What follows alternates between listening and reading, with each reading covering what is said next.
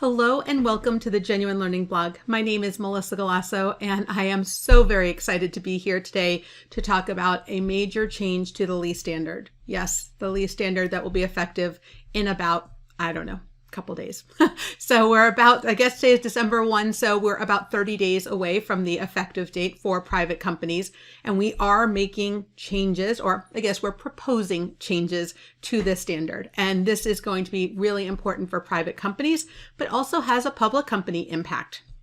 So we're going to take a deep dive this week into this proposal. It was issued yesterday. So we have been kind of patiently waiting, maybe not so patiently waiting on my side.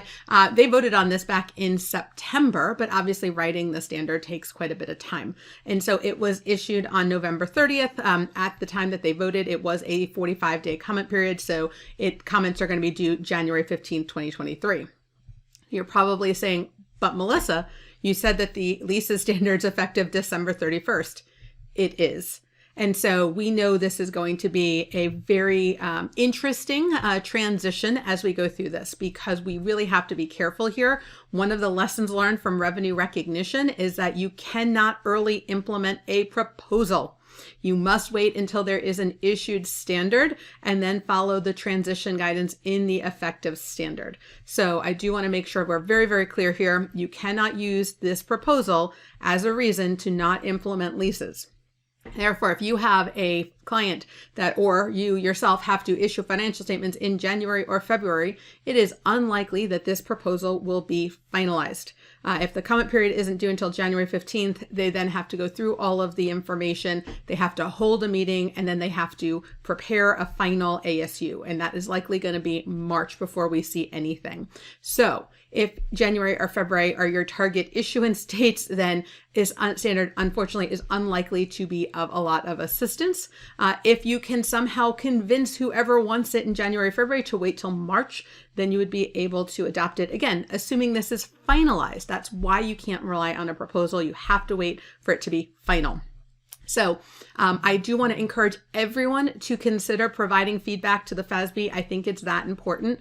So I do want to really encourage everyone to take a look at this and provide feedback, because the feedback they had been receiving, which is why we have this standard being proposed from private companies, was around the enforceability of the term legally enforceable when we had related parties under common control, right? So when we looked at some of the requirements there, it said that you had to treat related parties like unrelated parties and look at the enforceable terms and conditions.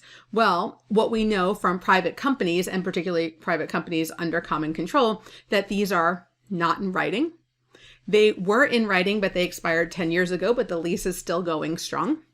They are not very clear or consistent in terms of the terms. I was actually teaching the other day and someone said that it was a mother-son agreement. And the mother told them every month how much the rent was based on how much she budgeted for in terms of her expenses. So literally, private companies under common control make for very difficult accounting when we have to look at what is legally enforceable.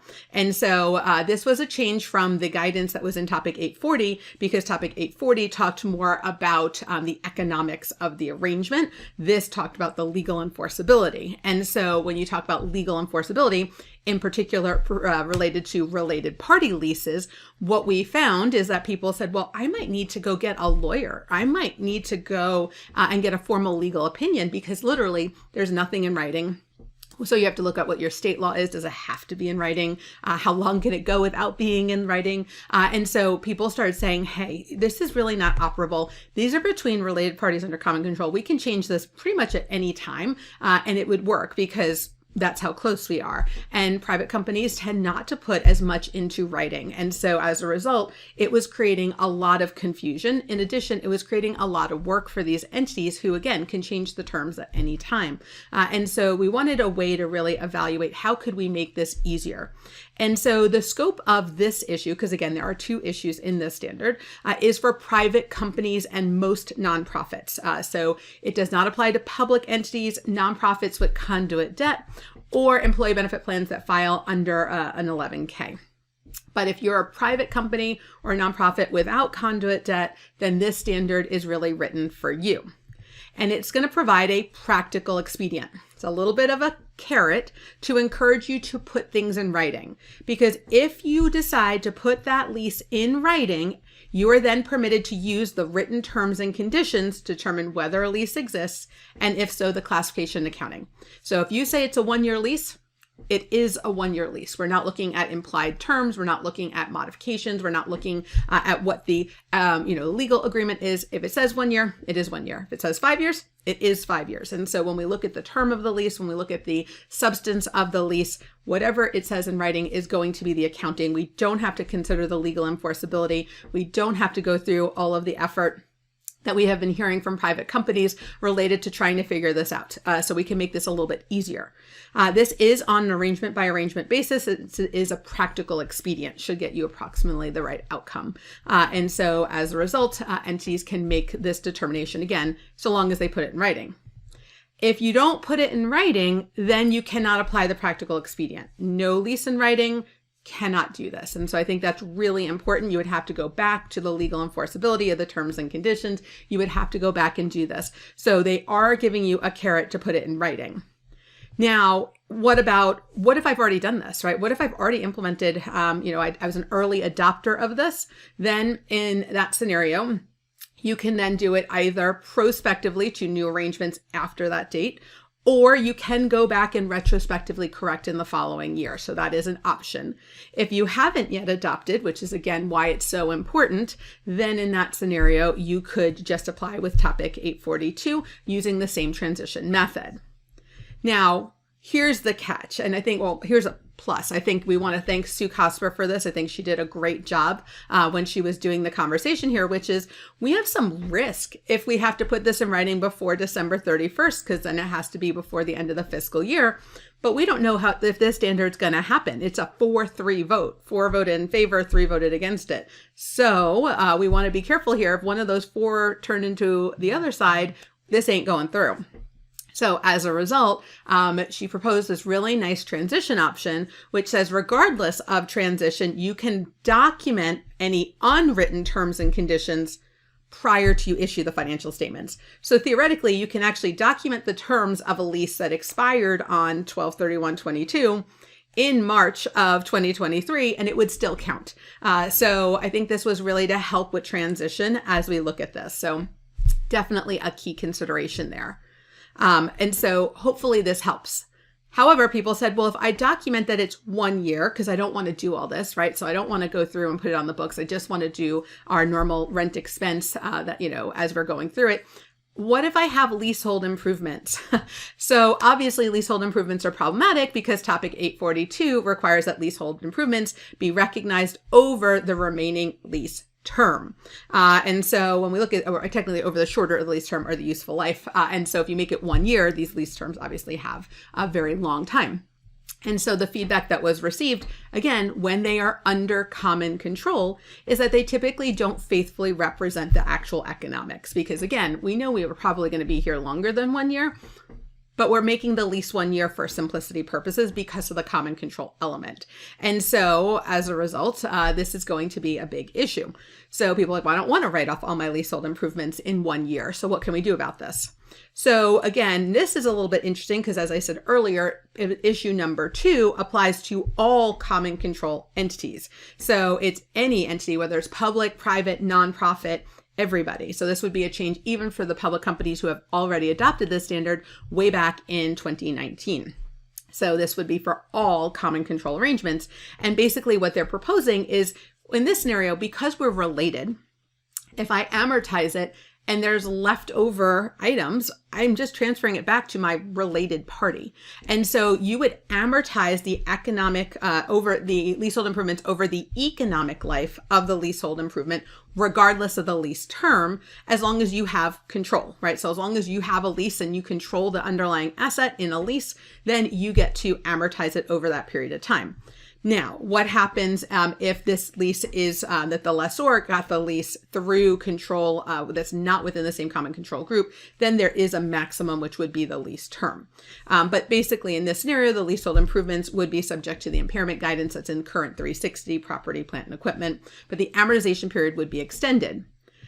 Now, what happens if I leave early, right? So, it's a 20-year leasehold improvement. I decide after 10 years, I'm good to go. I'm going to transfer. I'm going to move somewhere else. Obviously, there's 10 years left of unamortized leasehold improvements. At that scenario, it would be accounted for as a transfer between entities under common control with an adjustment through equity when you no longer control the use of the asset, because it goes back to the lessor, which again is under common control. So I think this is a very interesting one because it isn't just for private companies. It would actually change the accounting for all leases that have these leasehold improvements under common control. So I think that's a really important consideration here. In terms of transition, obviously, if you haven't yet adopted this, you would adopt it with 842 using the normal transition methods. They do give you a little bit of adjustment for the retrospective option if you choose to go that route. If you've already adopted 842, because again, all those public companies, they've already adopted this. They would have the option to either do it prospectively to all leasehold improvements after the date you first apply this, or prospectively to new and existing. So you can make an adjustment to the existing ones and start for a longer period, or you could go back and do a retrospective. So you have 3 options there. Here's the catch. They didn't actually propose an effective date. They said they would determine the effective date after they consider feedback. So please, please, please make sure you provide feedback to the FASB that you want this 4-year transition with 842. Otherwise, you're going to have all these leases that you're going to have to fix next year, unless again, you can't wait until this gets issued as final. So both issue 1 and issue 2 would be effective for all entities during the interim periods within the fiscal year of adoption. However, if those entities have not yet applied 842, which again, for some of them would be very true, then in that scenario, it would not be applicable to those interim. So we really need an effective date that works for private companies, guys. So you really need to be giving a lot of feedback to FASB here that we want this now, and we want it as expeditiously as possible, because we know, for example, construction contractors hugely impacted by this have to meet certain state guidelines. We know a lot of the related party, like trucking type items, really need this done quickly. The more relief we can give to private companies, the better. So I know this is a longer than normal blog, but I'm really passionate about trying to help private companies implement the standard in a way that is feasible, right? We have to really find a way to get forward, and this would be a huge win for a lot of these entities. So I want to make sure the FASB is hearing what we are needing in this scenario. Now, if you have any areas where you think we could improve on this, let them know. They are all ears at this point. This is your opportunity to provide feedback. So again, feedback is due in January 16th of 2023 with a 45-day comment period. All right, I know I covered a lot. Hopefully you are as passionate as I am about trying to get some private company relief in this area. It was a 4-3 vote. Obviously, in this scenario, one of the comments was that it would go back to what we basically have today, which is the lease is not on the books and the leasehold improvements back on the books. And that was the biggest concern, I would say.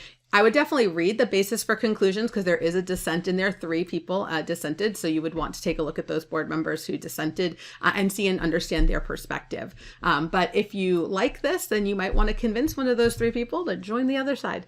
If you don't like this, then you might want to convince someone who is in the majority to vote no. So again, it's up to you how you want to vote and how you want to influence. But I want to thank you guys so much for joining me, and I look forward to seeing you next week on the blog. Have a great day, guys. Bye-bye.